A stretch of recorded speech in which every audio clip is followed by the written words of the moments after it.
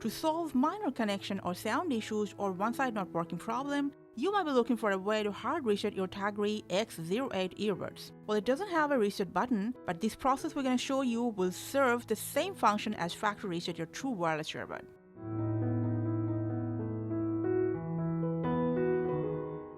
Now first, before anything else, whatever device is paired to, just forget or unpair it from there. And then turn off Bluetooth on your device. Now next, grab both of your earbuds and press and hold this touch control for 5 to 10 seconds until you see red LED on both of them. The buds will shut down. Now put both of the buds inside the charging case. Close the lid and then wait for 1 to 1.5 minutes before taking them off. They will be on pairing mode. Go ahead and repair with any device you want. And hopefully the problem you were facing before is solved now. And that's how you can reset your Tagri X08 earbuds. Hope this video was helpful. Thank you for watching.